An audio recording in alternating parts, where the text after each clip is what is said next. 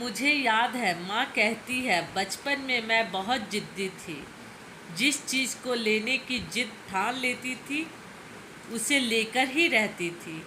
हर रोज़ नई नई शैतानियाँ और हंसी मजाक करना मुझे अच्छा लगता था।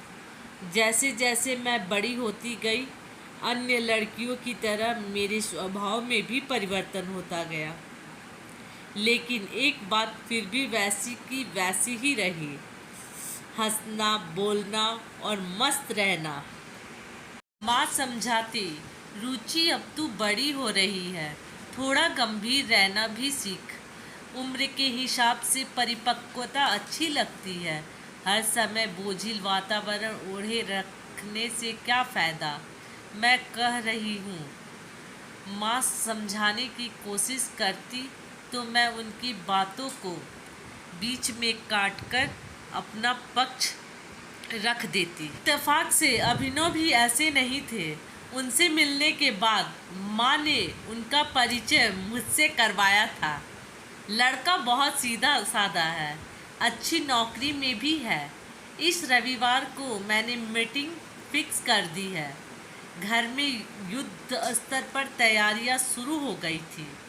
मम्मी पापा किसी भी कीमत पर ये रिश्ता हाथ से निकलने देना नहीं चाहते थे। सच पूछा जाए तो मैं भी मन ही मन खुश थी। एक दिन पहले पार्लर जाकर मैंने फेशियल, पेडिक्योर, मेडिक्योर करवा लिया। साड़ी भी पार्लर वाली की ब्यूटिशियन ने ही पहना दी। घर आकर खुद को आईने में निहारा तो मैं खुद ही मुग्ध हो गई। अभिनव जब आए तो उन्होंने मुश्किल से मुझसे एक दो वाक्य ही बात की। गंभीर और सधा हुआ व्यक्ति अभिनव को मुझ में क्या अच्छा लगा यह तो मैं भी नहीं जानती, लेकिन मुझे उनकी शीतलता बेहद पसंद आई। अपनी हम उम्र सहेलियों की बातें सुनकर मुझे ऐसा लगता था कि अभिनव मुझसे फ़ोन पर बातें करेंगे, मुझसे मिलना चाहेंगे, लेकिन ऐसा कुछ भी नहीं हुआ। सभी शादी की तैयारियों में व्यस्त थे। शायद अभिनव भी व्यस्त होने या ऑफिस का कोई ज़रूरी काम होगा, यही सोचकर मैं शांत रही। फिर शादी की शुभ घड़ी आ गई। दोनों पक्षों ने बड़ा उत्साह दिखाया और मैं अभिनव की पत्नी बनकर ससुराल आ गई। पहली रात के मादक क्षणों में बातों की ज़रूरत कहाँ होती है। मैं तन और मन से अभिनव के प्रति समर्पित हो गई। ससुराल में भी सभी का व्यवहार अपनत्व से भरा था। हैरानी तब हुई जब पगफेरे के लिए मैं मायके आई तो उन्होंने न फ़ोन पर मुझसे बात की और ना ही मेरी जल्दी लौटने की इच्छा जताई। मैंने फ़ोन मिलाया तो भी उन्होंने सिर्फ हाँ हूँ में जवाब देकर अपनी तरह से बात को वहीं समाप्त कर दिया। मैंने सोचा समय के साथ ठीक हो जाएगा। शादी के समय अभिनव मेरठ में पोस्टेड थे। मैंने भी अपना ट्रांसफ़र करवा लिया और मेरठ आ गई। वैवाहिक जीवन का पहला साल एक दूसरे को समझने की दृष्टिकोण पति पत्नी के लिए बहुत महत्वपूर्ण होता है, लेकिन मैं चाहकर भी अभिनव को नहीं समझ पा रही थी। हालांकि हम दोनों ही अपनी अपनी नौकरी में व्यस्त थे। एक दूसरे के साथ बातचीत का समय बहुत ही कम मिलता था। फिर भी शाम को ऑफिस से लौटकर ही मैं अभिनव की सारी बातें ज़रूर बताया करती थी। हंस हंस कर रोचक प्रसंग भी बताया करती थी। अभिनव चुपचाप मेरी बात सुन लेते थे, लेकिन कभी कोई प्रतिक्रिया व्यक्त नहीं करते थे। मैं अच्छा खाना बनाती या घर को सजाती, उनका चेहरा हमेशा भावहीन ही रहता था, एकदम तटस्थ, बिल्कुल ऐसे जैसे किसी बात में उनकी दिलचस्पी ही नहीं थी। उनका यह आचरण मुझे मायूस कर देता था। एक साल बाद नन्हा दर्शन मेरी गोद में आ गया। मैं घर और ऑफिस के साथ दर्शन की देखभाल में व्यस्त हो गई। अभिनव दर्शन को बहुत प्यार करते थे, लेकिन उनकी कम बोलने की आदत अभी भी जस की तस थी। मैं बार बार उन्हें अपनी भावनाओं को व्यक्त करने के लिए प्रेरित करती, कभी कभी उकसाती भी थी, लेकिन मेरी किसी भी बात का उन पर कोई असर नहीं पड़ता था। जैसे जैसे दर्शन बड़ा होता गया, परिवार का वातावरण शांत सा रहने लगा। ना हंसी, ना मजाक, ना कोई बातचीत। अभिनव चुपचाप बैठे कुछ पढ़ते रहते या ऑफिस का काम करते। दर्शन को स्कूल भेजकर मैं भी अपना काम करती। वैसे ही अभिनव को बात करना पसंद नहीं था, ना ही वो घूमने फिरने के शौकीन थे। उनके लिए ये चुप्पी एक सामान्य सी बात थी, पर ऐसी खामोशी और ठंडी जिंदगी से अब मैं परेशान होने लगी थी। सबसे ज़्यादा इस बात से डरती थी कि कहीं दर्शन भी अपने पिता की तरह ही खामोश न रहने लगे। बच्चों के व्यक्तित्व पर घर के वातावरण और परिवेश का असर पड़ता है। अभिनव की तो निभ गई, कहीं दर्शन की पत्नी को दर्शन का घर गुस और गुमसुम बने रहना वाला स्वभाव नहीं भाया तो पति पत्नी के बीच तो भावनाओं और संवेदों का इतना बड़ा संसार होता है कि पता ही नहीं चलता उनके व्यक्तित्व कब एक दूसरे में समाहित हो जाते हैं। दिल के दूसरे कोने से पुरजोर आवाज़ उभरी, रुचि तू भी क्या सोचने लगी? दर्शन पढ़ लिख कर अपने जीवन में व्यवस्थित तो हो जाए, फिर उसकी शादी और लाइफ पार्टनर की बात सोचना। लेकिन वहाँ भी कम बोलने वाले लोगों को पसंद नहीं किया जाता। इस ज़माने में वही व्यक्ति सफल है जो अपने भावनाओं संवादों द्वारा व्यक्त करने की कला में पारंगत होते हैं। मेरा अंतर्मन मुझे अपनी ही बात पर अड़े रहने के लिए प्रेरित करता। परिवार के बीच पसरे सन्नाटे का दर्शन के कोमल हृदय पर बुरा असर पड़ने लगा था। एक दिन मुझे तेज़ बुखार हो गया। अभिनव ने दर्शन को स्कूल भेज दिया, फिर मुझे डॉक्टर के पास ले गए।